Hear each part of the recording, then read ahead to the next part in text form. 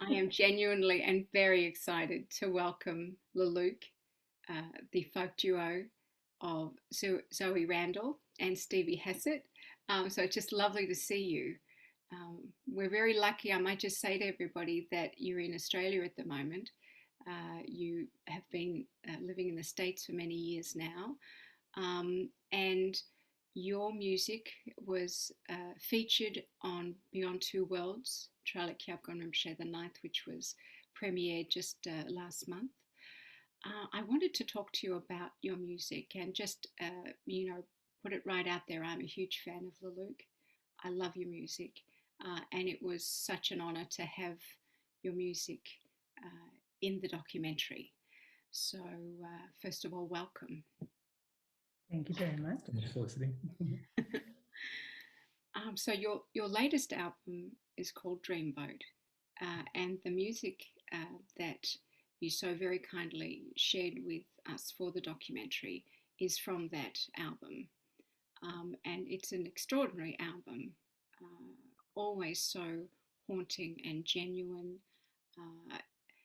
So maybe we could start by you just talking about your musical journey and what is the creative process that you go into with that? Well, we have put 4 albums out. Dreamboat's our 4th. Steve and I have been living in New York for about 10 years, as you said.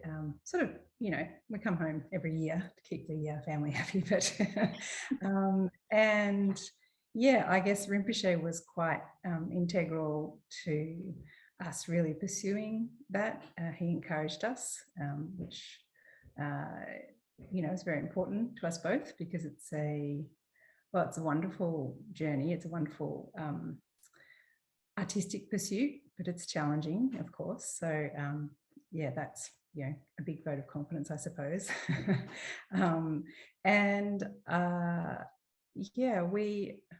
We're pretty fortunate in the sense that we work together very well. We have a lot of different skills. I kind of start with the writing of the songs kind of on my own with a pad and a pen and an old guitar, and it's all very old style. I like old desks and books and paper. And then I show them to Steve. And the thing that's been really fortunate for me as a writer is that Steve is we're of a very like mind in our artistic vision.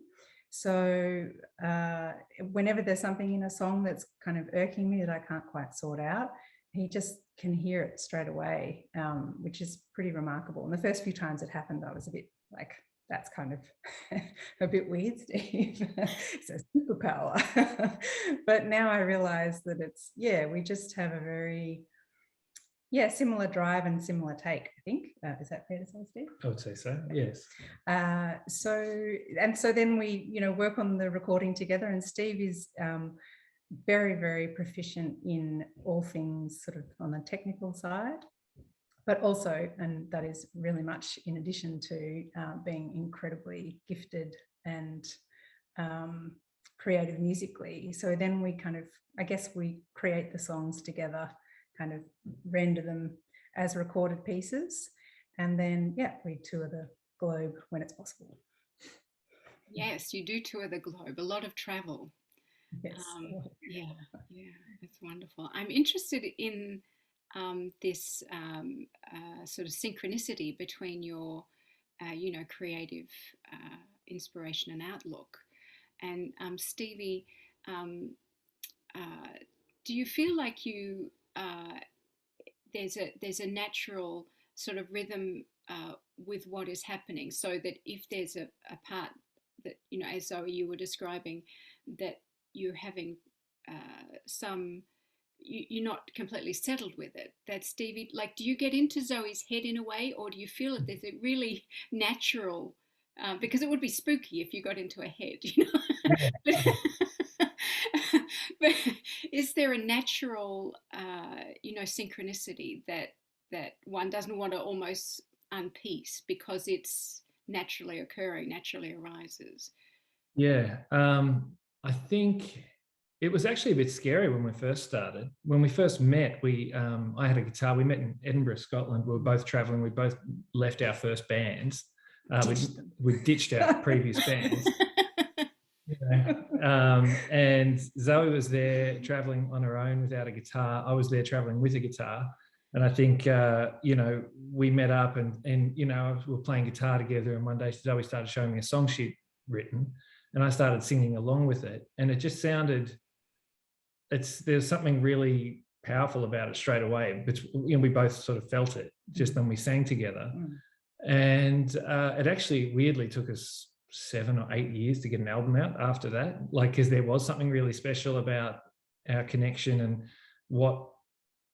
it's almost like we needed to, I don't know, go through something in order to sort of honor that and then get the work together. It just took a while. It's hard to explain, but yeah, to the point you make is that I don't take it lightly.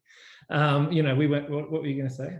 We went to university and did a few other things that were, very important, but we eventually... Well, we got back and played in other bands and whatever, but we always thought we might get our own music out together. But it just took a while, a lot of education, a lot of, playing in other bands and some work, before we're like, hold on, I think it's time to put our own record out.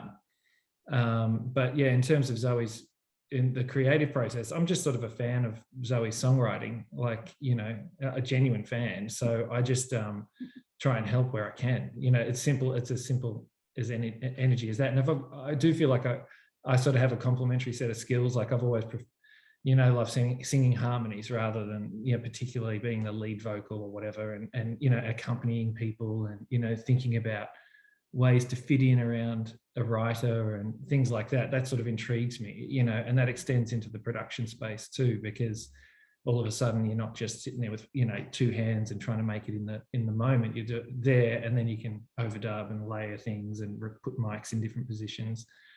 So I think there's a complementary set of skills, and I'm very happy to work with Zoe to, get the songs just where she feels like they're the best. So if I've got ideas, often sometimes they're great ideas, but often they're not. Often they're not. So we just share, basically. Open collaboration is the idea. Yeah, it's fantastic. Not everybody can collaborate. That's a very gifted situation to have, I think, because often there is struggles and tension, and people see themselves in a different position to the one that they've found themselves in a group or something like that. But here there is this, it's just a flow.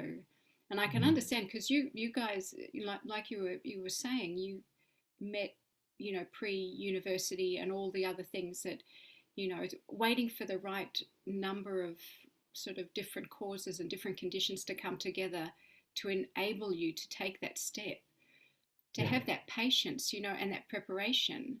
I'm not surprised that you have such longevity already, and it still feels like, I don't know, from a fan perspective, it feels like you've only just begun, like we're all waiting for what's going to come,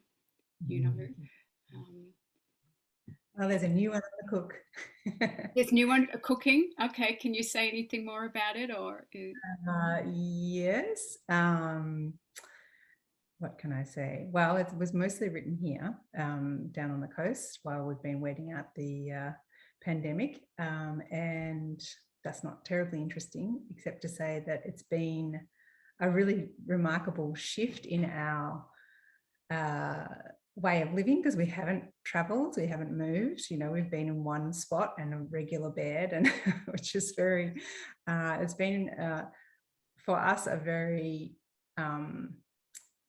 just a very fortunate opportunity, even though it's a terrible catalyst. So we've just really tried to make the most of that space, and I've kind of gone very deep with my writing practice, which has been really wonderful, and we've got a space here where we can actually record. So yeah, we're pretty well, we're quite a ways through. It's all written, and we're pretty far down the recording process. Wow. So yeah, none of us wanted a pandemic, but there are some really amazing things having artists shut away, Yeah. being able to move, that we get to enjoy.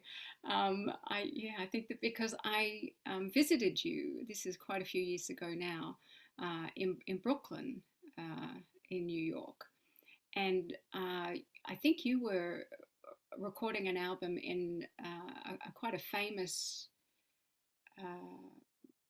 studio there. Yeah. I don't know if you'd like to talk about that. That was 2014, actually, wasn't it? Probably, Or yeah. a little earlier, maybe. Yeah, our second album, Passerby, we made in Brooklyn with another artist there who had a studio at the back of his property, which we've now gone on to replicate in the back of another person's property, which is quite good. So that'll be good to go back to. And that was, yeah, Passerby. And I think Rinpoche passed just towards the end of us finishing the recording. Those recording sessions, yeah. Yeah. And what can we say about that time? Well, it was kind of the beginning of the journey in terms of, it was our first album that we made overseas. We made Dear Hamlin, our very first album we made in Australia. We've done everything on our own. We're very independently minded. But we met this producer in New York, and he's in a band called The National, and we met the singer actually, and then he introduced us to Aaron, his bandmate, and we subletted from him. So we're living in the same house. It was all very sort of, just, yeah, a bit of kismet, I suppose. And it was really interesting because we hadn't collaborated with a producer before, but Aaron, we'd written all the songs and we recorded them in his studio while he was away, just the kind of bed tracks. And then he came back and sort of layered on production ideas. And he said it was a really fun process for him because we'd sort of done a lot of that very integral work, which is, nutting out the songs and how they all flow. And, so he kind of had fun adoring them with us, I think. And the thing that was really exciting for us was that we hadn't let anyone else into that process before. It was only our second album, but we'd only heard horror stories, basically. It's like, oh, we work with some big producer and, and they did terrible things, or they went in directions that the artist didn't like. But that just wasn't the case at all. It was a really, it was a really nice and very open collaboration. So we're kind of, we still are very independent. We don't have, other producers that we're dying to work with or anything like that. It was kind of just that time and that situation. We pretty much like being in full control.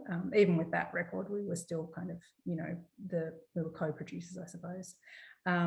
So yeah, I think the really good thing was that we did learn a lot though, and it really opened us up in terms of what we could do with our music, because the songs are quite, I really try and fully write them before they're produced, if that makes sense. So yes, whatever you want to do in terms of layering and ideas, it should be quite straightforward. And that's often where, you start to see where a song's maybe got some issues, because if it's too much of a battle, you're like, something in the writing's not quite right, So yeah, I think it was a very, very important process and important time for us. And it really kind of, I guess was just the next step on the path of, us really developing and opening up as artists. And like, it was very nice of you to say that you feel like it's just the beginning, because it does feel that way for us too. We, just there's so many places we could go with it musically, and we're having a lot of fun with this next album. Can't wait to show you. Yeah. No, it's very interesting to hear the backstory, if you like, of what happens and what comes together, and sort of chance meetings and opportunities and things like that. Now, I want to ask you about the song Dreaming that was featured in Beyond Two Worlds. Perhaps you could talk directly to us about the creation of Dreaming. Yep. Well, firstly, I would say that it was a huge thrill when it came on, when we watched the film, and particularly that it was over a montage of you and Rinpoche getting together. That was, I was very, very honoured and excited. That's great. It filled me with lots of joy. I started writing that song in America, but it was sort of inspired by a conversation. We had a lunch with Rinpoche at some stage in Australia just before we left, and I can't really say specifically what the idea is so much as just the feeling of, you know, so much of his influence and his understanding of the very complex experience of being a human being, and how I guess basically what you can imagine for yourself and how important it is that you try to work on what your vision for your own life is and for those around you. So it's, I guess those ideas are embedded in there, and just the drumming with your fingers on the table was what he was doing while we were chatting. And I just always had that image in my mind. So that came into the verse there. That's beautiful. That is awesome. It's wonderful to hear where the inspiration came from. And now I know that in Sydney, July 29 at City Recital Hall, we have the opportunity to hear you playing live. And I'm very excited about this too. I'm going to see if I can get up there, see if I can grab a ticket, if there are any left. So I can only encourage people to go along and do yourself a favor, as they say, treat yourself to an evening with Luluc, which is always inspiring and wonderful. So thank you so much for your time today. It's lovely to see you both looking well and you know, everything. So thank you again for your generosity with Beyond Two Worlds, and it's wonderful and exciting to have your music included in the soundtrack. Thanks so much. Thank you.